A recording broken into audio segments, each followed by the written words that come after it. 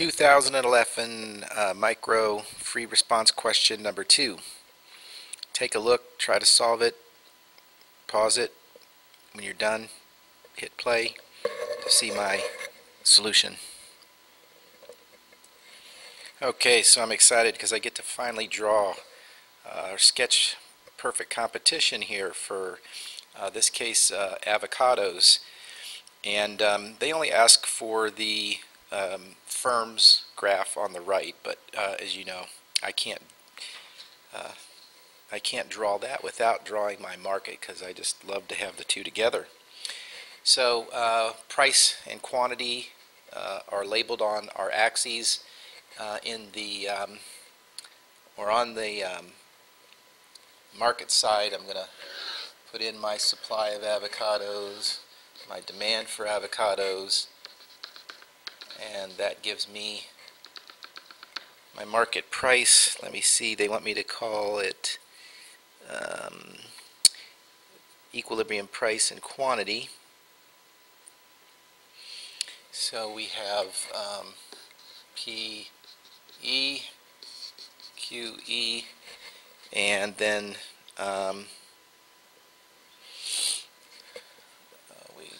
price of market. I guess I could have used PM. Or no, they wanted me to use E. Let me change that again.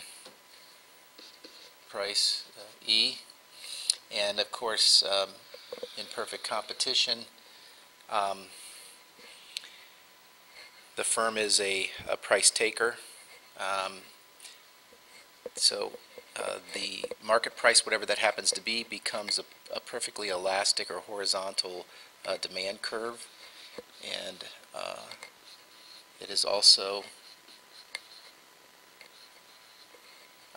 average revenue and price, Mr. DARP, all in one line. And then I just got to make sure here I do things correctly. They want us to show the firm is earning positive profit in the short run. So if the firm is earning profit in the short run, we want to make sure that wherever marginal revenue and marginal cost are equal, that the price here on our horizontal demand curve is above or greater than average total cost. So I'm going to draw my marginal cost curve in first, and then I know that MR is equal to MC there, and I'm supposed to call that QE. And so this price here at QE off of our horizontal demand curve has to be greater than average total cost.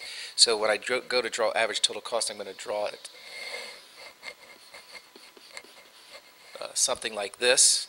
Remember, marginal cost should always intersect average total cost at its minimum value, and I think you can see that by putting average total cost below Mr. DARP at QE, we have represented a situation where the firm is earning short-run economic profits. So with Part A completed, we turn our attention to Part B, and it says assume there is an increase in the market wage rate for labor, a variable input.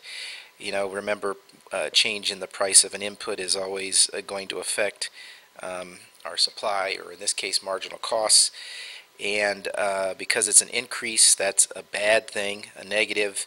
So we would want to show marginal cost shifting to the left,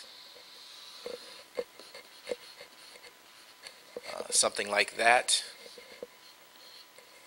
to show that it has had a negative impact or effect here in the short run.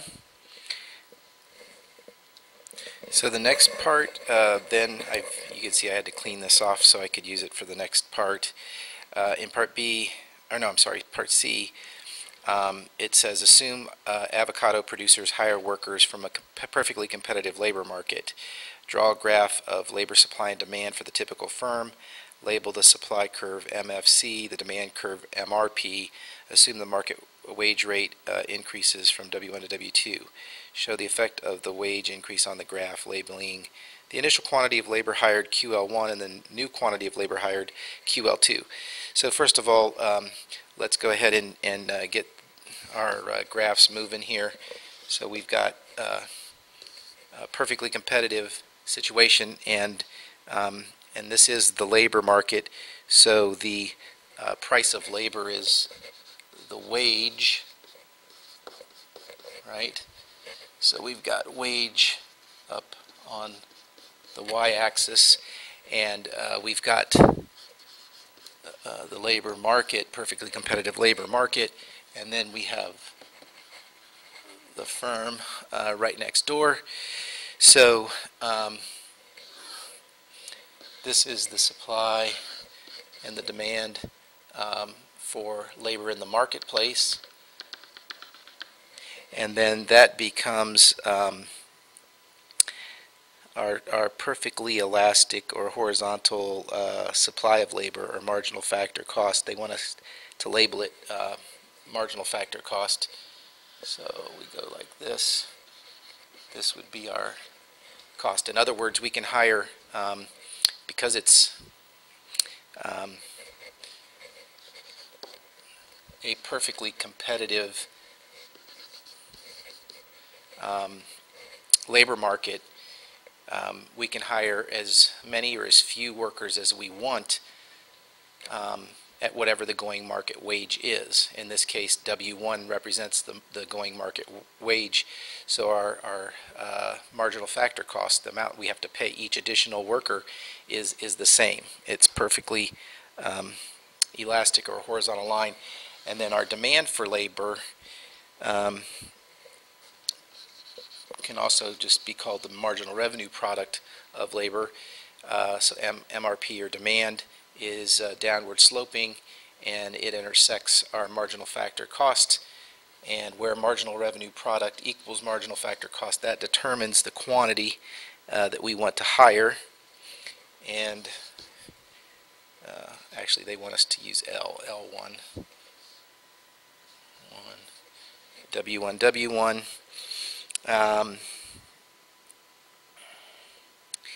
And then the last thing was, I guess we're saying assume the market wage has increased, show the effect of the wage increase on the graph. And so yes, we will move to that. Basically the higher wage